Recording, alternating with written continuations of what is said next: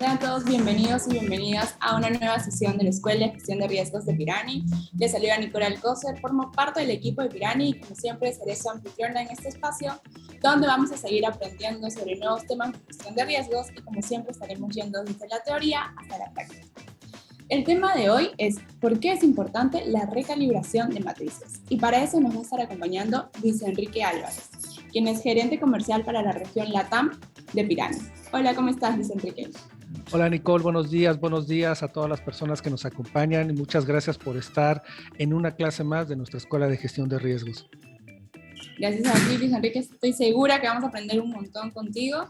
Y bueno, antes de empezar, como siempre quisiera hablarles sobre, si me puedes ayudar con el siguiente slide, tenemos la comunidad Pirani, este espacio donde vas a poder conocer a más profesionales del mundo de la gestión de riesgos, vas a poder ver eventos, no solo de acá, sino de toda la TAM, contenidos de valor que comparten tanto especialistas como nosotros de Pirani. Puedes conectar, puedes aprender, puedes intercambiar ideas dentro de la comunidad Pirani y justo en el chat les estoy dejando el link para que puedan entrar y unirse y ser parte de la comunidad. También quería comentarles que tenemos la Academia Pirani, este espacio donde todos los contenidos de valor que creamos durante todas las semanas en Pirani, pues este es el repositorio donde vas a poder encontrar blogs, podcasts, material informativo como en formato de video, en artículos, en webinars y también todas las sesiones de la Escuela de Gestión de Riesgos que son grabadas están puestas ahí en la sección de escuela. Sí, antes de empezar, Luis, como siempre me encantaría darle la bienvenida a todas las personas que se están conectando. Veo que se conectan desde Venezuela, por ahí creo que me escribieron de Guatemala. Pues muchas gracias por estar en este espacio. Espero que sea mucho provecho para ustedes. Así que acuérdense, las preguntas, tenemos una sección que se llama preguntas y respuestas, donde ustedes van a poder poner todas las inquietudes que van teniendo durante la exposición y al final Luis Enrique va a estar respondiéndolas todas. Saludos también para Colombia, muchas gracias por estar acá presentes. Luis Enrique, podemos empezar. Muchísimas gracias y nuevamente bienvenidos a todos y todas las personas que siguen conectándose. La verdad es que vamos a tocar un tema que muchas veces lo tomamos como que no le damos la importancia que requiere, ¿no? Todo lo que es la parte de cómo recalibrar una matriz y por qué es importante hacerlo. Porque la matriz es la parte donde tenemos focalizado todos nuestros riesgos, pero hay una serie de procesos que anteceden a toda esta parte para llegar a esta parte de la calibración de la misma. Voy a empezar ahorita con conceptos básicos para unificar la terminología y que hablemos el mismo lenguaje para entrar de lleno a lo que es la materia. La parte más importante es ¿qué es una matriz de riesgos? Bueno, la matriz de riesgos es una de las herramientas, como se los comenté, más importante para la gestión de los riesgos, porque aquí tenemos nosotros nuestro semáforo de indicadores o como comúnmente se llama también nuestro mapa de calor. ¿Qué nos permite hacer visualizar y tener esta matriz de riesgos? Bueno, pues nos permite cuantificar, controlar, transferir, mitigar los riesgos, pero la parte más importante, nos permite tener la visión para la toma de decisiones y nos permite tener también esos datos duros que necesitamos para lo mismo. ¿Cuáles son los elementos fundamentales que la conforman? Y esta es una parte importante. La frecuencia es uno de estos elementos fundamentales y no es otra cosa más que la probabilidad de que este riesgo pueda ocurrir o materializarse. Tenemos por el otro lado lo que es el impacto. Y este es el conjunto de consecuencias para que se llegue a materializar este riesgo. Aquí les voy a dar yo 5 tips para usar una matriz de riesgos o por qué usar la matriz de riesgo para entrar en el contexto. La primera parte es tenemos que identificar los riesgos. La parte 2 es determinar la gravedad de estos. La 3 es evaluar la probabilidad de que los riesgos ocurran. La cuarta es hay que calcular el impacto de estos riesgos a la hora de materializarse. Y por último, priorizar los riesgos y actuar en consecuencia. También tenemos diferentes tipos de matrices. Y aquí vamos a entrar en un debate muy breve, pero no hay matrices buenas ni malas. Es simplemente esa matriz con la que nosotros estamos adaptando la metodología para gestionar los riesgos dentro de nuestra organización. Hay de 3x3, 4x4, 5x5. Las tendencias y las mejores prácticas nos dicen que hay que manejar matrices de 4x4, 5x5, porque ahí lo que estamos haciendo es abriendo el espectro para tener nosotros un mayor rango o matices a la hora de estar evaluando los riesgos. Pero vuelvo a lo mismo, no hay matrices buenas o malas en cuanto a cómo están conformadas para la parte metodológica. Y aquí viene ya la parte importante, y es lo que empezamos a ver nosotros, de por qué es importante empezar a recalibrar esta herramienta que es importante a la hora de gestionar los riesgos. La primera parte es por un tema de mejores prácticas.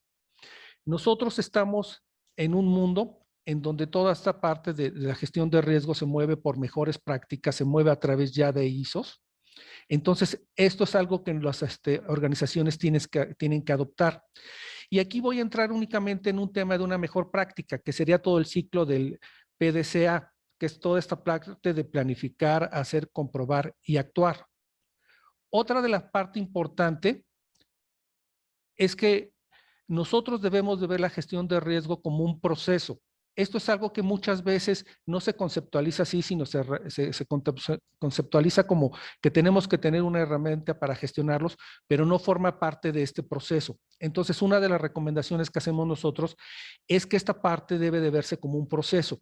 Al verse como un proceso, ya también entramos a 4 etapas que tienen los procesos a la hora de estarse gestionando.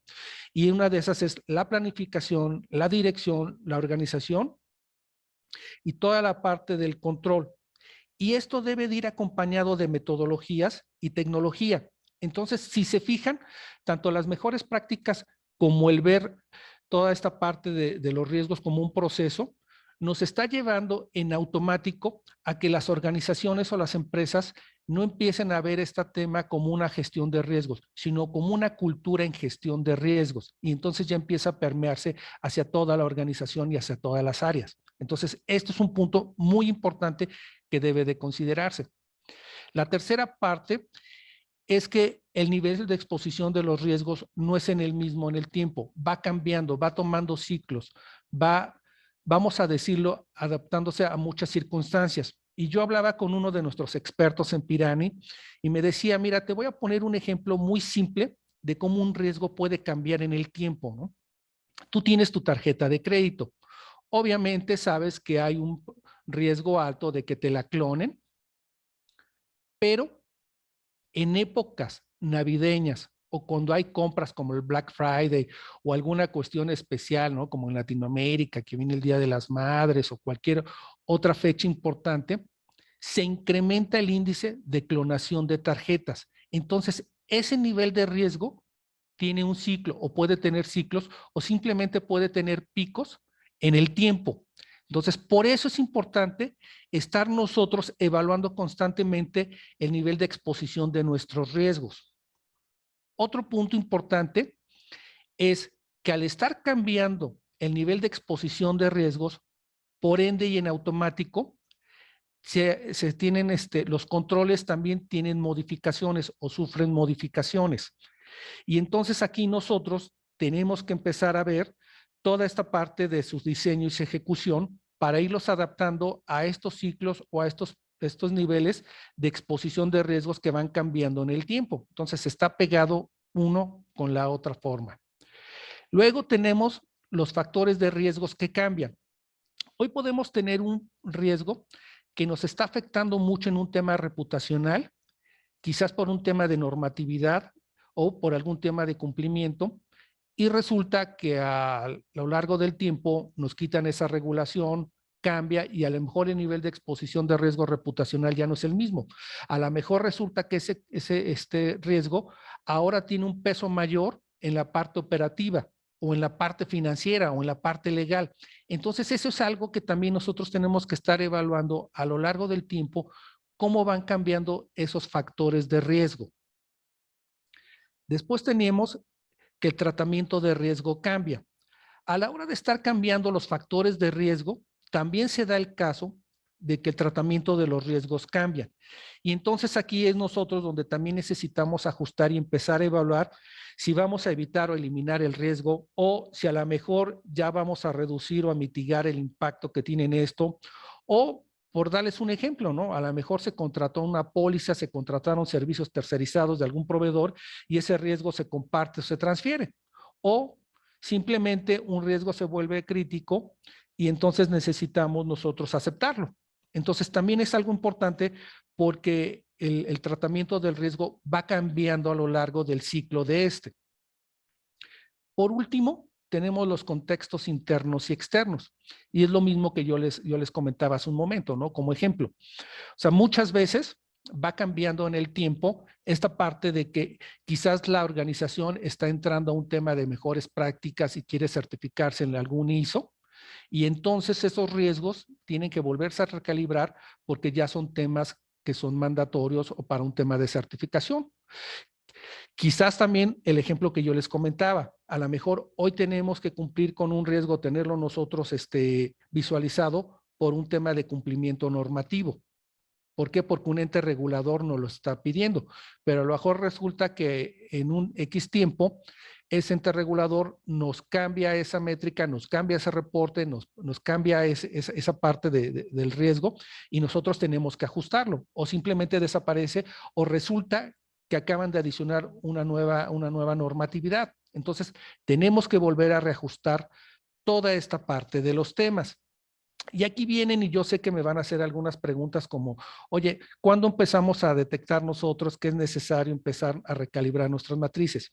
Hay algunos conceptos básicos ahí que nos dicen que nosotros cuando empezamos a ver que se empiezan a materializar los eventos, es momento de empezar nosotros a analizar ese comportamiento que están teniendo. Pero también cuando ya se han incrementado los eventos, pero se empiezan a materializar. Y sobre todo, también un tip importante es cuando estos eventos son muchos, se están materializando y que están afectando al mismo control. Entonces, son algunos indicadores que podemos tener nosotros visuales y también hay algunos otros en donde nosotros podemos programar indicadores que nos empiecen a dar todos estos warnings, todos estos avisos de que ya es momento. Ahora, también, por un tema de mejores prácticas, la idea es que la recalibración sea completamente movible en el tiempo. ¿Qué quiero decir? Que constantemente tiene que estarse haciendo. O sea, eso es un tema de mejora continua, como se los comentaba al inicio. Ya así como una práctica regular, por lo menos 2 veces al año tendría de hacerse una recalibración de todas estas matrices. Y como una regular práctica, tendría que ser una vez al año. Entonces es algo en lo que hay que ponerle foco.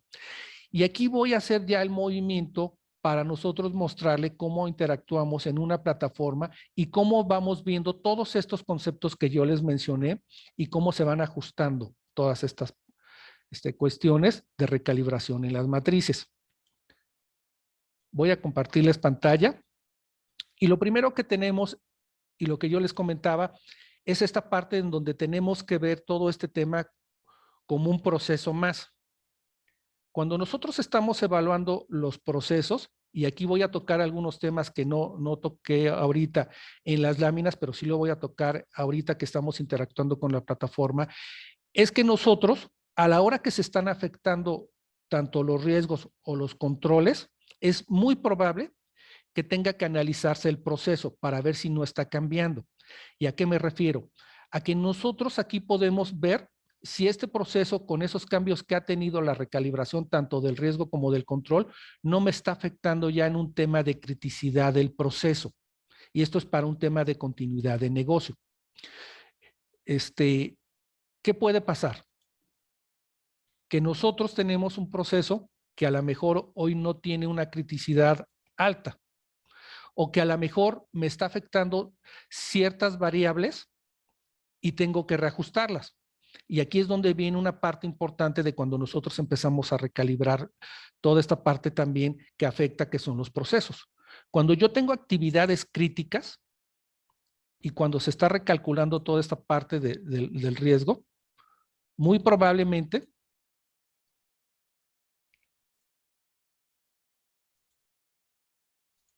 perdón,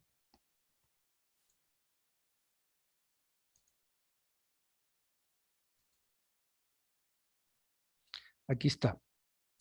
Muy probablemente yo tenga que tener en cuenta si este proceso no se está modificando y me está afectando un cliente externo, si no me está afectando el proceso a un tema normativo, regulatorio, contractual, quizás se está moviendo más hacia un lado de imagen y un tema reputacional, o simplemente tiene una mayor afectación hacia algún cliente interno, o también me va a pegar en la parte de rentabilidad de los ingresos de la organización.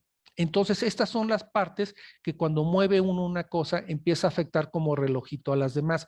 Entonces, aquí es donde hay que tener nosotros foco también para ver si no se toca el proceso. Cuando nosotros estamos recalificando los riesgos se pueden también medir o podemos nosotros evaluar esos múltiples impactos que tiene. Y aquí nosotros es donde tenemos que tener la capacidad para ver si ya cambiaron los pesos y a lo mejor este riesgo a la hora de estar calificando el impacto ya no tiene un mayor impacto en la parte legal o en la parte operacional. Lo que yo les comentaba, pueden empezarse a mover los pesos hacia un lado, hacia otro. Y nosotros tenemos que tener esa versatilidad para poder ejecutar todo esto. A lo mejor este riesgo se está volviendo más un riesgo para la parte financiera, a lo mejor para la parte laboral, y aquí es donde nosotros necesitamos empezar a cambiar los pesos y a jugar con toda esta parte. Entonces, eso también es una parte importante. También hay que tener en cuenta toda la parte de que también me va a afectar esas causas y consecuencias a la hora que yo estoy recalibrando todas estas partes. Entonces, también hay que meter foco en esas causas y consecuencias que vienen inherentes a la hora de estar recalibrando o recalculando los riesgos y por ende todo lo que es mi matriz de riesgos. Esa es una parte importante. Lo que yo les comentaba, también los controles tienen que estarse monitoreando para ver toda esta parte de cómo me están afectando tanto las variables de calificación que yo tengo en la parte de diseño. Hay que ver si el control se vuelve correctivo, detectivo, porque también puede cambiar en el tiempo. A lo mejor la ejecución cambia, a lo mejor ya no es manual, a lo mejor ya es automática. Toda esta parte de la ejecución y lo que yo les comentaba, si se han reportado eventos asociados a este control, que era uno de los indicadores que yo les decía. Entonces, toda esta parte, nosotros tenemos que estar también viendo toda esta parte de estar evaluando constantemente nuestros riesgos y nuestros controles. Y ahí es donde se vuelve importante contar con una plataforma que nos permita hacer esas evaluaciones, que nosotros le llamamos evaluaciones por juicios de experto, que son de esas mejores prácticas en donde ustedes deben de tener una persona, un grupo de personas que esté haciendo ese papel de tercer verificador para que uno no sea juez y parte y que estemos evaluando constantemente los controles y los riesgos. Y es ahí como en automático ya empezamos nosotros a tener este ciclo de mejora continua a la hora de estar parametrizando o volviendo a hacerle ese tuning a todo lo que es nuestra matriz de riesgo. Por automático, también tenemos que ejecutar nosotros planes de acción para toda esta parte de recalibración. Entonces, punto importante, también tenemos que tener esta parte de tener nosotros monitoreado todo ese flujo de trabajo que hacemos con todos estos planes de acción, que van acompañados a todas estas iniciativas de mejora continua. Entonces, tenemos que volver nosotros a crear el plan de acción, poner actividades nuevas en este plan de acción y tiene que intervenir pues prácticamente todas las áreas involucradas en el proceso de gestión. Hay algunos puntos importantes en donde nosotros también necesitamos tener ese contraste de ver cómo se ha ido comportando todo esto que les digo en un periodo de tiempo. Y es aquí donde se vuelve fundamental toda la parte de reportes que ustedes puedan tener disponibles.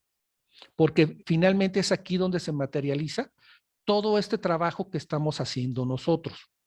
Aquí nosotros vamos a tener que tener esta versatilidad de tener nuestro mapa de riesgo y ver cómo estaba hace 3 meses. Porque esta es la parte donde yo les decía que tenemos que contrastar esto porque se va moviendo en el tiempo. Entonces, nosotros tenemos que tener esa capacidad de decir, oye, al día de hoy tenemos este mapa de calor, este mapa de riesgos, pero hace un año teníamos este comportamiento en donde era mínimo. Y entonces nosotros tenemos que tener esta parte de poder comparar o hacer comparativas entre una matriz en lo largo del tiempo. Aquí está cómo estoy al día de hoy, cómo estaba hace un mes, cuál ha sido el desplazamiento de los riesgos como yo los tenía.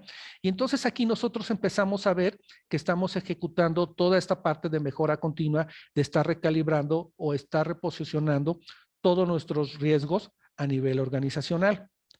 Otra parte importante que también es importante tener a la hora que estamos generando reportes es toda esa parte de cómo se están comportando los procesos. Yo les comentaba que esta parte debe de verse como un proceso más. Entonces aquí es donde también toma relevancia el ver esos procesos críticos que yo tengo, pero dónde se están cargando todos los riesgos y cómo se están comportando los riesgos. Entonces también tengo que tener esa capacidad, obviamente, de ver el detalle de cómo están mis procesos, todos esos riesgos que yo tengo asociados. Y tengo que tener la capacidad para ver, oye, ¿cómo estábamos hace 6 meses? Y de poder contrastar cómo se han ido modificando esa parte de los procesos y sus riesgos en el tiempo. Un reporte también que es muy visual para nosotros mostrarlo y ver todos estos desplazamientos y cómo está la organización es este de perfil organizacional. Este reporte de perfil organizacional no es otra cosa más que el nivel de exposición de riesgo que tiene la organización al día de hoy. Hoy ustedes pueden llegar con la alta dirección y decirles, nosotros tenemos un nivel de exposición del 29% a nivel inherente y del 15% a nivel residual.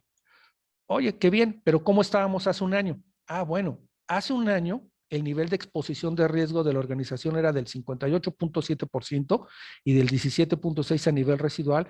Entonces, quiere decir que hemos hecho toda esa gestión de riesgos de manera a que estamos mitigando todos estos. Otra parte importante que también es que nosotros tengamos identificados ese ranking de riesgos y de procesos para nosotros tenerlos monitoreados. Y aquí es donde también se vuelve importante que cuenten ustedes con un reporte en donde les digan cuál es el ranking por procesos y cuál es el ranking por riesgos. Y que tengan el detalle de cuáles son los riesgos que tienen mayor peso. Aquí está el ranking, el 1, el 2, el 3, el 4, el 5 y por procesos. Entonces, todo esto son herramientas que ustedes pueden tener para estar monitoreando y controlando todo este ciclo de mejora continua a la hora de estar recalibrando toda esta parte que tenemos nosotros como necesidad de estar monitoreando los riesgos a lo largo del tiempo. Podríamos tener algunas otras herramientas que nos ayudan, como toda esta parte de generación de indicadores, en donde yo les comentaba, ¿no? Aquí nosotros podemos ver cuáles son esos riesgos que se están moviendo en el tiempo, que están pasando de un estado a un estado normal, a un estado crítico, o sea, para que ustedes también ya tengan esta parte de indicadores.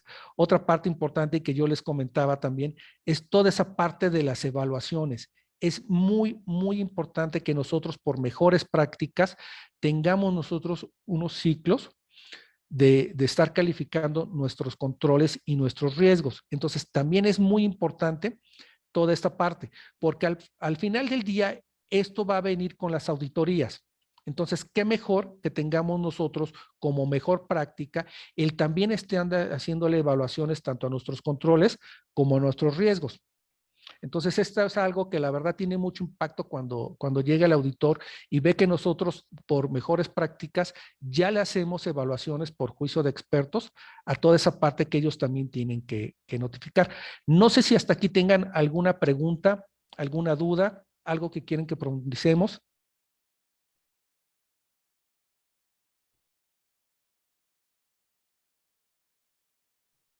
Luis, yo no estoy viendo preguntas por el chat ni por la parte de preguntas y respuestas. Creo que Sí, ¿no? está quedando claro. Perfecto.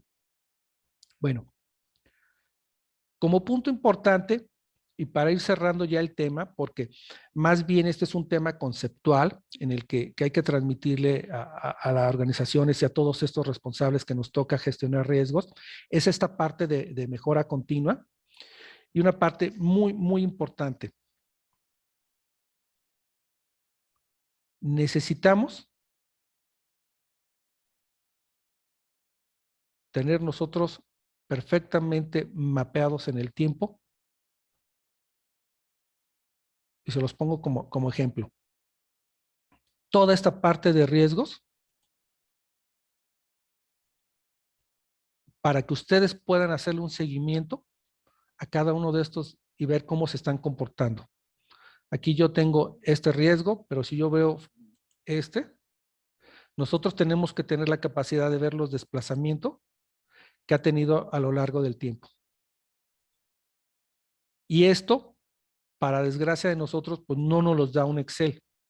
Entonces, por darles un ejemplo, ¿no? Aquí tengo cómo se ha desplazado y esto puede ser porque hice modificaciones a la mejora a mis controles y que pudieron ser por mejores prácticas o porque estaba yo recalibrando esta parte, ¿no? Pero bueno, estas son de las cosas en donde nosotros tenemos que estar innovando, tenemos que estar viendo y que tenemos que allegarlos para que sean aliados de nosotros, como yo lo indicaba en la presentación, ¿no?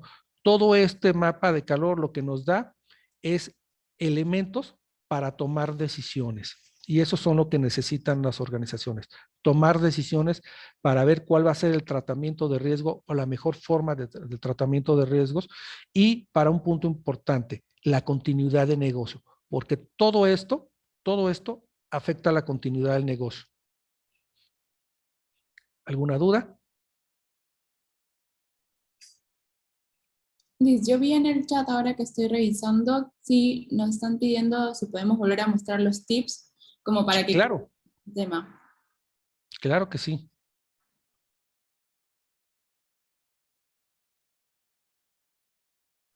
Aquí están los 5 pasos, no sé si a esto se referían. Nos dicen los tips, imagino que son las recomendaciones que nos decías. ¿Por qué recalibrarlos? Perfecto. Recuerden que todo esto se los vamos a compartir, ¿eh?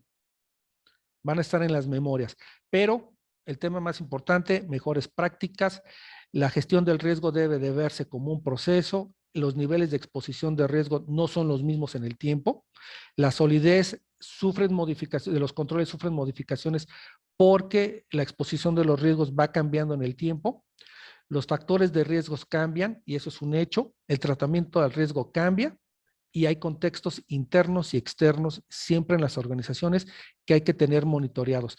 Y esto es algo que de repente se nos escapa a menos que sea un factor de normativa, pero muchas veces hay contextos internos que no estamos viendo. Entonces, eso es lo que hay que tener nosotros perfectamente identificados para poder tener este tema de mejora continua a la hora de estar recalibrando nuestros mapas de calor, por ende, nuestros riesgos y nuestros controles. Y de ahí se deriva que haya modificaciones o puedan sufrir modificaciones todos los procesos. Y aquí entraría a tallar también los riesgos emergentes. Sí, también hay riesgos emergentes que entrarían en los contextos externos. Ok. No sé si podemos dar como un ejemplo de riesgos emergentes para que todos puedan tener súper clara la definición. Claro que sí. Riesgo emergente es todo aquel que surge, vamos a decir, en un periodo de tiempo muy corto y que no está contemplado en la parte operativa de la organización.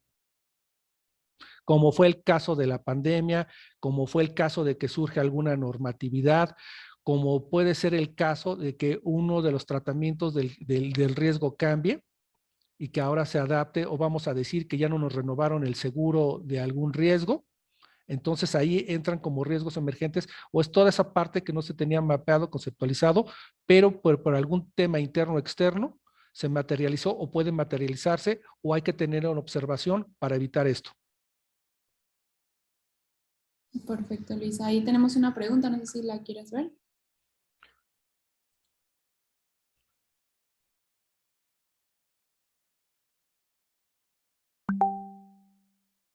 Dice, si un riesgo por la recalibración afecta a otras áreas adicionales a la primera, ¿se debe contabilizar doble?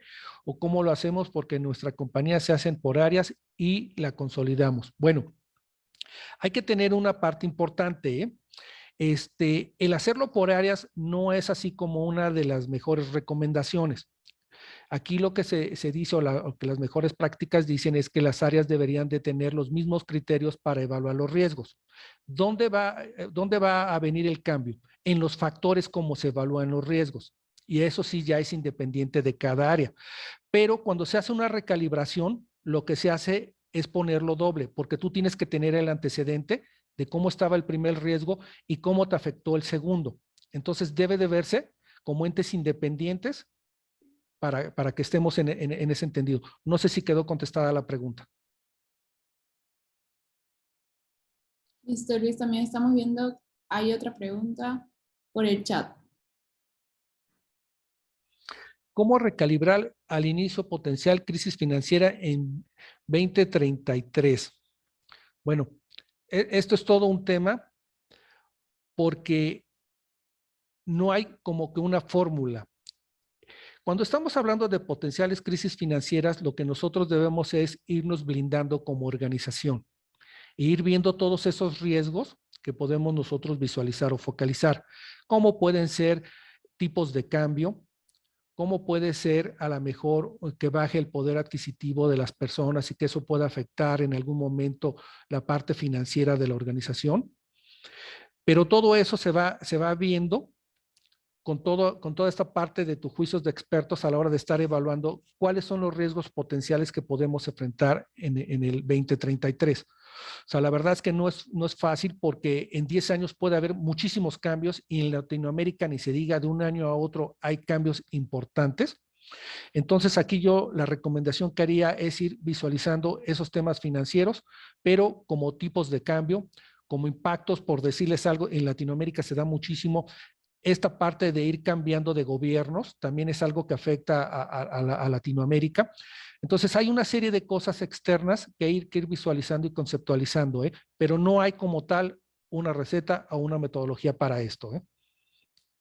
Esto va a ser mucho de prueba y error.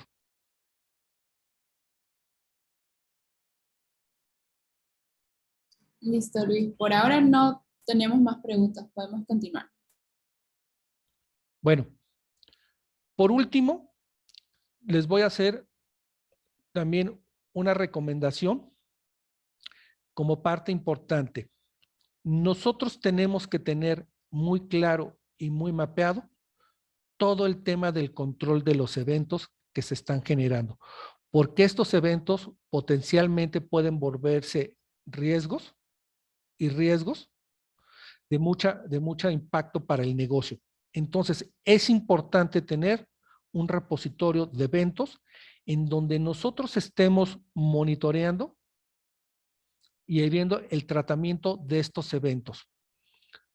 Aquí está el que nosotros tenemos que tener perfectamente bien evaluado la criticidad de estos, si son eventos y no son falsos positivos, pero si son eventos, tenemos que tener muy claro toda la parte de si genera pérdida, si puede haber alguna recuperación y cuál sería el impacto de la cuantía neta que vamos a tener. Y eso tenemos que perfectamente tenerlo nosotros ligado a los riesgos, a los procesos y sobre todo al plan de acción y al tratamiento. Entonces también es un punto importante porque a la hora que nosotros empezamos a gestionar eventos, la empresa empieza a volcarse también de gestionar riesgos hacia una cultura de riesgos, porque la idea es que toda la organización empiece a alimentarnos de todos los eventos que se estén suscitando en la organización. Entonces, esto era un punto con el que yo quería cerrar, porque también, como yo les dije, cuando hay muchos eventos que se están materializando, que se están generando, son indicadores de que necesitamos empezar a recalibrar nuestros mapas de calor. Entonces, por eso es importante el repositorio y el tratamiento de los eventos. Y con esto cierro la participación, si no hay alguna otra pregunta. Listo, Luis. Entonces damos unos minutos más para ver si hay alguna pregunta de parte del público. Creo que ya estuvimos aclarando un poco el tema de las recomendaciones que nos habían pedido dentro de la presentación. Y mientras que voy recibiendo las preguntas, quisiera comentarles que al finalizar de este webinar les va a estar saliendo una pequeña encuesta donde ustedes nos van a poder comentar qué les pareció interesante de la exposición, qué otros temas van a querer ver en otras escuelas, también cómo podemos seguir mejorando todo esto para poder ofrecerles siempre el mejor contenido jueves a jueves en nuestra Escuela de Gestión de Riesgos. También como parte importante, si ustedes tienen alguna duda o alguna inquietud, con mucho gusto y sin compromiso podemos apoyarlos, podemos platicar con ustedes, hacerles recomendaciones. Acuérdense de algo importante y que tocaba Nicole. Nosotros somos una comunidad de riesgo y parte de esa comunidad de riesgo es apoyarnos, es ayudarnos en toda esta parte consultiva, en donde muchas veces necesitamos el apoyo de un experto. Entonces, por favor, siéntanse con esa confianza de que sin ningún compromiso podemos escucharlos y hacerles recomendaciones. Luis, justo tenemos una pregunta más. Sí, de Miguel, dice, para la aplicación del juicio de expertos debe de estar establecido también en el manual de cumplimiento y en la metodología.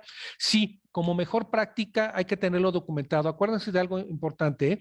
Cuando nosotros estamos tomando esta parte como mejor práctica y como proceso, hay que tener documentado toda esta parte, cada cuándo se va a hacer, si va a hacer o qué personas, si se puede hacer también y se puede tener documentado, es parte importante. Y sí debe estar en el manual de cumplimiento y metodología. Toda esta parte de juicios por expertos o terceros verificadores o auditores. Y pues mientras esperamos, creo que ya no tenemos más anuncios, solo la encuesta, que por favor nos encantaría que la puedan llenar.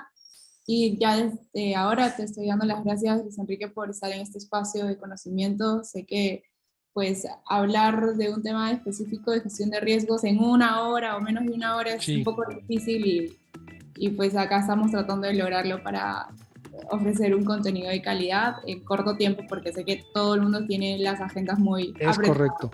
Conceptualmente fue, ¿no? Pero ya en la práctica, pues no es una cosa de media hora, 40 minutos, ¿eh? Es un poco más complicado, pero bueno, parte de eso es que se lleven ustedes ese conocimiento y cómo cuando mueven una cosa les puede afectar a otra, y hay que tener visualizado esa parte, ¿no? De cómo se está afectando, como comentaban ahorita en una pregunta, a otras áreas, o simplemente procesos que tocan no nada más áreas, sino toda la organización, ¿eh? Exacto. Bueno, Luis Enrique, ya no veo más preguntas, creo que todo está súper claro. Nos vamos hasta el siguiente jueves. Que tengan un buen fin de semana.